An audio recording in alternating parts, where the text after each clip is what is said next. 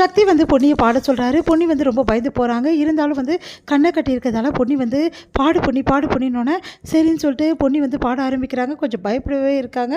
அப்புறம் வந்து பொறுமையாக வந்து பொன்னி வந்து கண்ணை மூடிக்கிட்டு அப்படியே யோசிச்சுட்டு கண்ணை கட்டியிருக்கிறதால அப்படியே வந்து யோசிச்சு அப்படியே பாட ஆரம்பிக்கிறாங்க. சூப்பராகவே பாடிடுறாங்க.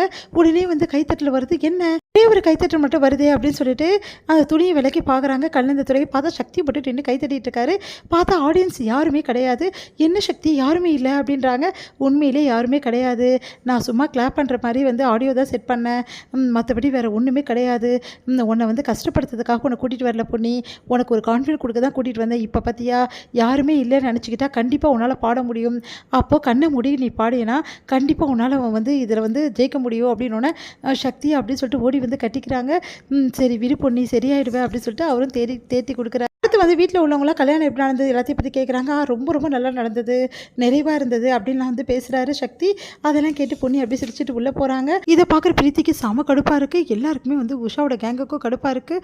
அப்படியே வந்து பொன்னி வந்து இப்படி வந்து சந்தோஷமாக இருக்காளே, முதல்ல சந்தோஷமாகவே இருக்க மாட்டாளே, முகல் அப்படி பாடி போயிருக்குமே, இப்போனா இவ்வளோ சந்தோஷமாக இருக்கா அப்படின்னு சொல்லிட்டு பார்த்து டென்ஷன் ஆகிறாங்க.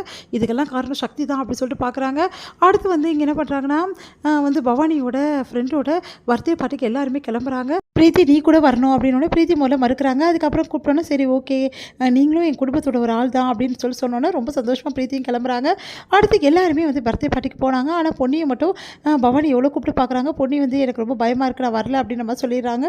ஆனால் வந்து சக்தி வந்து பொன்னியை வந்து தேத்தி கண்டிப்பாக நீ வந்து தான் ஆகணும்னு சொல்லிட்டு கூட்டிகிட்டு போகிறாரு.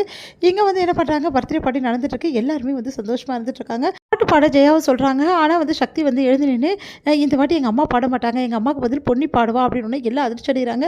என்ன சக்தி இப்படி சொல்கிற, பொன்னிக்கு தான் இருக்க பிரச்சனை இருக்குது தெரியும்ல உனக்கு, ஏன் இப்படி பண்ணுற அப்படின்னோடனே பரவாயில்ல பொன்னியே பாடட்டும் அப்படின்னு சொல்லிட்டு முடிவெடுத்து எல்லாருக்கிட்டே சொல்கிறாரு.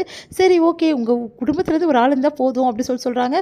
பவானி வந்து என்ன சக்தி இப்படி பண்ணிட்டேன் அப்படின்னோடனே நான் பார்த்துங்கிறக்கா அப்படின்னு சொன்னோன்னே இங்கே அப்படியே பிரீத்தி எல்லாருமே வந்து உஷாவோட கேங்க எல்லாருமே பார்க்குறாங்க. பார்த்தா வந்து பொன்னி வந்து மேடைக்கு ஏறுறாங்க.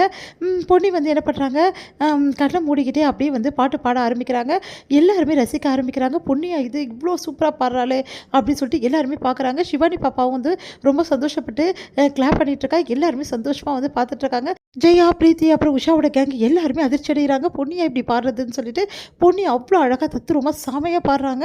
அதெல்லாம் பார்க்க எரிச்சலாக வருது ஜெயாவுக்கு. உடனே எல்லாருமே கிளாப் பண்ணி பொன்னியை வந்து என்கரேஜ் பண்ணுறாங்க. இதை பார்க்குற சக்திக்கு சந்தோஷம் தாங்கவே முடியல. அடுத்து வந்து முடிஞ்சோடனே பொன்னி வந்து கண்ணை திறந்து பார்க்குறாங்க.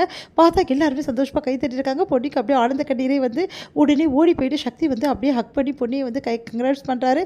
இதெல்லாம் பார்க்குற பிரீத்திக்கு அப்படியே வயிறாக எரியுது, செம்ம கடுப்பாகிறாங்க.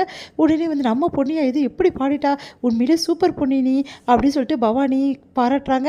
அடுத்து வந்து இதெல்லாம் பார்க்குற ஜெயாக்கு அப்படியே வந்து டென்ஷனாக பார்த்துட்டே இருக்காங்க. பரவாயில்ல நீங்கள் தான் நல்லா பாடுவீங்கன்னு நினச்சி உங்கள் மருமகளும் இப்படி பாடி அசிட்டாங்கன்னு சொல்லிட்டு ஜெயா கிட்டே எல்லாருமே சொல்கிறாங்க. ஜெயா வந்து கடுப்பை காட்டாமல் அப்படியே வந்து பார்த்துட்டு அப்படியே இருக்காங்க. அடுத்து வந்து சக்தி என்ன பண்ணுறாரு, பொன்னியை பாராட்டுறது, நான் தான் சொன்னல உன்னால் முடியும்னு சொல்லிட்டு அப்படின்னு சொல்லிட்டு பாராட்டுறது. பொன்னியும் ரொம்ப சந்தோஷப்படுறாங்க. இது முடியுது.